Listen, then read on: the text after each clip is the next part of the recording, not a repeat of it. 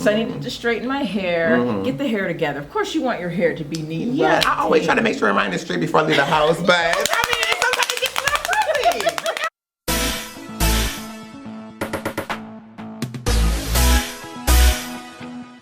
pretty. Hey, beautiful people, it's Success Mentor Dante J. Worth, and I'm back with another video right here on Audacious Believer TV. Woo! Now, if this is your first time tuning in, I need you to make sure you hit that subscribe button down below. Make sure that you like this video. And make sure that you are commenting down below. Because my team and I absolutely love to read your comments. Now tonight, we're being joined by the beautiful, the fabulous, the one, the only, tell them who you are, darling. Alexis Arnold. Woo! Yes! Yes! So we invited the beautiful Alexis Arnold onto Audacious Believer TV to talk about celebrating the natural you. Before we talk about that, we're going to ask you the question we ask every single guest. What is your story? My story. Yes. Oh, it's still being written, I think. Yeah. But I feel like it's been a journey coming here. I've been in Rochester for 8 years. I've wanted to do TV news since I was a kid. Yes. And I broke through doors, and I remember just really on my grind to get recognized, and started in a small town in Illinois, moved to Iowa, and then made my way here with my family. And, and I'm just hoping to be an inspiration to little brown girls and boys, just to let them know that everything is possible. All things are possible with hard work and determination. Oh, that's good. That's good. Not only is it possible, we're sitting in her studio right now. It's possible. It's real. It's real. So when you think about celebrating the natural you, what does that mean to you? I think being authentic and being comfortable in yourself, and finally being at a place when you're saying it's about me and my happiness, and any other negativity and anything that people are saying that is not going to uplift you, you truly just let it roll off your back and you don't let it bother you. And I'm finally gotten to that place. That's good. Yeah. That's good. That's really good. I know that recently you went through this transition where you were wearing a hairpiece because of, what was your reasoning for that? Okay, so I remember when I started in this business, and it's no secret when you look at the business who you see on TV. Yeah. Straight hair, and mainly white, and that's changing. The industry's changing. But I remember being told that to be recognized and to get maybe the anchor jobs and the jobs that I want, I need to have a more Anglo look. So I needed to straighten my hair, get the hair together. Of course, you want your hair to be neat and well. I always try to make sure mine is straight before I leave the house, but I mean, sometimes it gets a little pretty. And I did that, you know, but I was relaxing my hair chemically for years, and I started to see damage, and I said, you know what, I'm just going to chop it all off. I'm just going to wear wigs, and I'll get sew-ins. And I did that when I did the big chop 3 years ago. I still was not ready. I was not comfortable with how I looked to be on air like that. And I just kept wearing the wigs thinking, okay, outside of work, I won't wear the wigs. Well, it ended up becoming a lifestyle, wearing those wigs everywhere, because for me, I felt more accepted. I felt prettier. I felt more passable, I guess, you would say, in society. And I looked, and I really started to do some soul searching, and I said, that's not right. I'm beautifully made by our Heavenly Father. Yes, wonderfully made.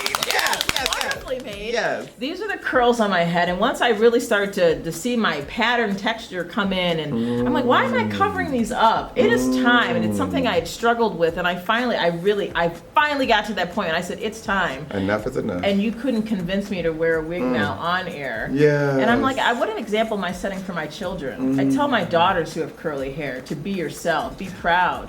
And here I am covering myself up, of making myself look and altering my appearance. Yes. And now, for style choices, if you want to, or maybe if I'm going to a fancy occasion, I might have a little fun, because we have the freedom to do so. Yes, I have a good hairpiece at home as well. It's a little ombre with a little blonde underneath. But we have the freedom to choose, and our hair is so wonderful, and we can change it up. It's so that's the wonderful thing about our hair. But you know, for on air, I just said, this is me. I'm wearing it like this. I feel so free. I feel so good. And so liberated. Yes. That's good. Yes. That is so good. That is so good. So what advice do you have for that person right now who sees you and you got this newfound liberation, but they're still struggling with their self-identity? What advice do you have for them? All right, I was where you are, and I'll tell you this. Someone posted this the other day, and I said it is so true in how I feel right now. On the other side of fear is freedom. That's good. That's really good. It's so true, because think about it. In anything, in opportunities, you're scared to take that leap. You're scared to make a move. But once you do, what's on the other side for you that could just take you places? And I've heard from people that said, you know what, I've been struggling with this. I've been wanting to do this. I think I'm going to go do it. And it's just going to be so much fun to watch my hair grow and get bigger and just play with it. You can do it. What are you waiting for? That's good. I can't believe I waited this long. Right. Wow. So it was the perfect time, though. It was the perfect time for you to do it. The time was right, and I want to say I've always had the support from my management here. They told me even years ago, you know, whenever you're ready, do it. I wasn't ready. And when I told them, here, look, this is what I kind of had been working on outside of work, and they were like, go for it. That's good. Come on, support team. Support team. We really do. Yeah, so I know that when you transition from wigs to just taking your wig off, to just being your natural self, that there is this liberation, this newfound liberation. How do you feel differently now than you felt before without the wig or with the wig? Ooh, that's a good question. I guess I feel like people are seeing the real me. Not that I, you know, my personality-wise wasn't authentic, but just kind of letting people know that beauty comes in all forms. That's good. And, you know, this is me. Whether your hair's short, whatever comes out of your hair, whatever you have, maybe you got no hair. You are created by God, and you are still beautiful. And people like you for who you are and what's inside. You know, not for what you have on your face or what you have on your hair. Very much so. And I've heard that from people, and I just truly appreciate it. It's just, it's magnificent how much love I've received from everyone. Oh, that's so good. Are you ready for rapid fire questions? Okay. Yes, favorite book?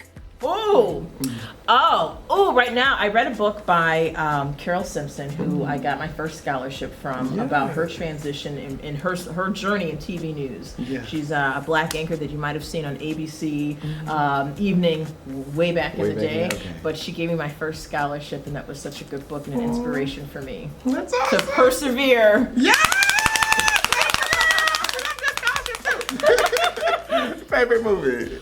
Ooh, you know what? I have to think about that one because I haven't watched a movie in so long. I watch a lot of scary movies. Oh, okay, like Chucky, or like Chucky isn't even scary though. I mean, that's kind of comical now, a little bit. Let's come back to that one. Okay, let's go.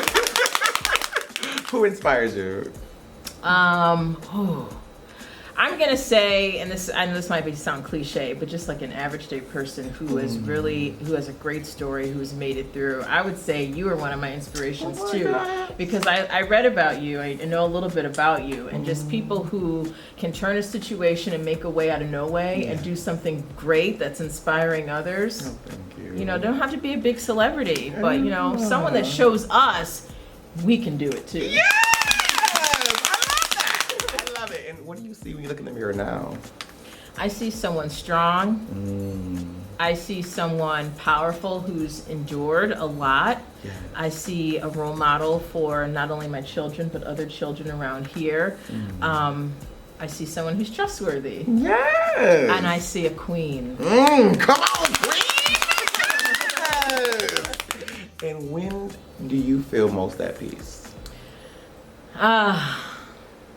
Now, and when I go home, and I know that I've told my kids that I was my best self, and I tried my best, you know, and everything else kind of just, all the other noise, you just kind of tune out. And I really finally feel like, you know, I did the best I could, and, you know, tomorrow's always another day, but, that's good, hey, family! And to be audacious means to be... bold. Bold! So tell people how they can follow you online, how they can support this wonderful platform that we're in right now. You gotta get up early sometimes, but if you don't, you can find me on Twitter at Alexis Arnold. I'm on Instagram, NewsMama15. And Facebook, Alexis Arnold. And here on 13 Wham News, Good Day Rochester, starting at 5 a.m. until next time, remember that life is meant to be enjoyed and not just endured.